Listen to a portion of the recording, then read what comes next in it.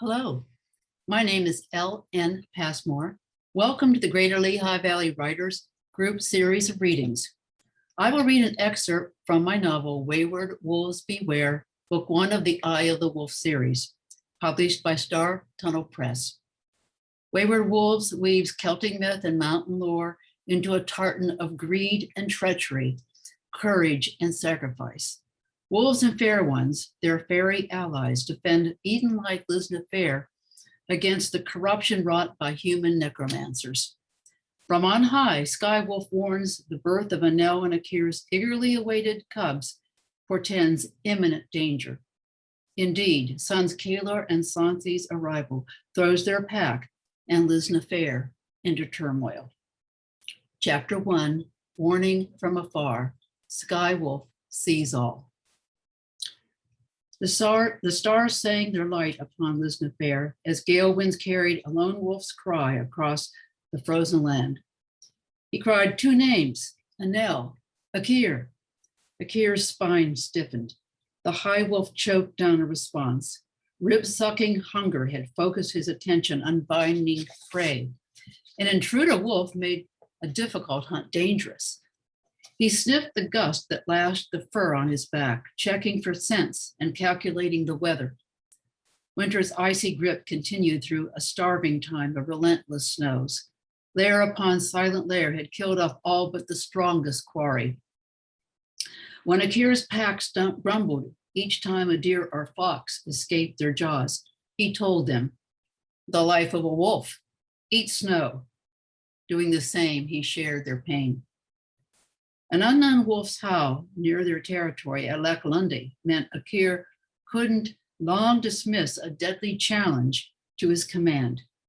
More troublesome, he questioned how it knew his name and his mates. Anel also heard. She joined him. Beaded snow covered her gold coat and mane with the gloss of copper hairs. She shook the snow from her head, showering Akir, and then touched her black nose to his. Akir, what? The two high wolves' steaming breaths evaporated the snowflakes that escaped their hot tongues. Their ears turned, directed toward the last call. As they stared into each other's amber eyes, unsounded questions played back and forth. What? Where?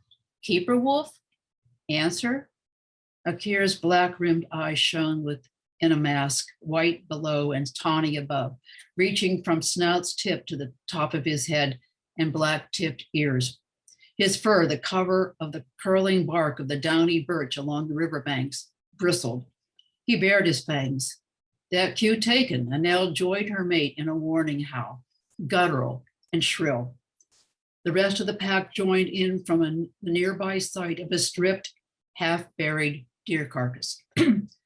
The interloper called again, this time his urgent cry closer. Anel, Akir. Ordering silence, Akir turned back to Anel. Bold rival or rude fool? Anel's sister Fila came to stand beside her. Two golden wolves, Anel light, Fila dark. Her russet and auburn markings mirrored Anel's, especially around her soulful eyes. Fila yelped in a tone not at all threatening, welcoming, in fact. Akir's black-streaked, soot-gray sister Bert struck Fila's ribs before clamping a jaw full of dangerous teeth over Fila's golden-brown snout.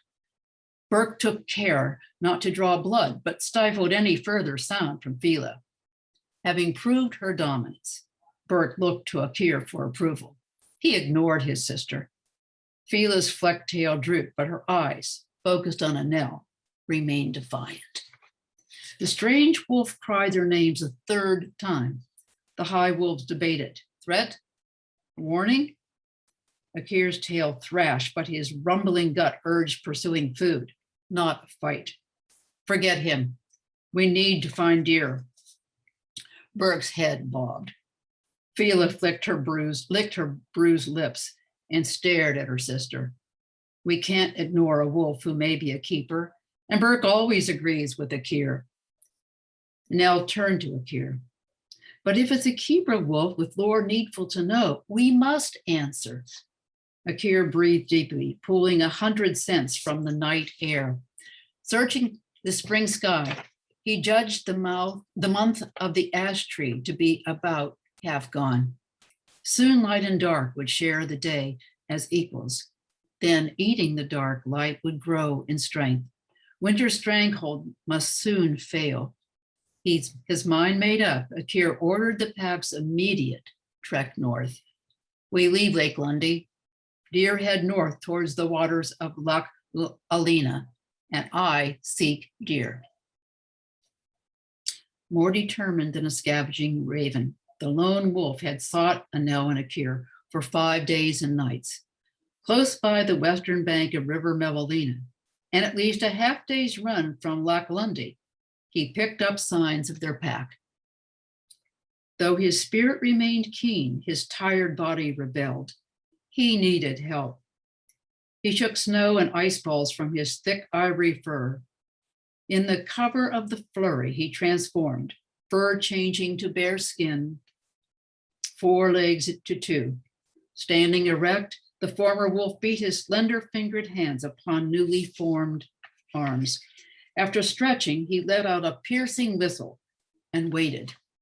A raw bellow announced a prime stag, panting clouds of frozen breath. The hunter leapt upon his back, his pursuit renewed. Snow muffled the sound of the stag's hooves, a stag carrying a naked rider whose blue skin bore images of wolves. Impervious to the cold, the tattooed fair one, his white hair streaming in the wind, implored the stag to hurry. 10 leagues away, the retreating wolves heard the whistle and answering roar. The junior wolves' mouths watered. They turned toward the east. Burke nipped at their tails. Whatever you think you heard, the cry of a hawk, an owl on the hunt, move on. 8 determined wolves pushed north, single file. Akir, Anel, the senior wolves in front, the juniors in the rear. They broke their way through snowdrifts, spreading like a vast frozen sea. The shape-shifting fair one hugged the well-muscled neck of the stag and whispered in his ear.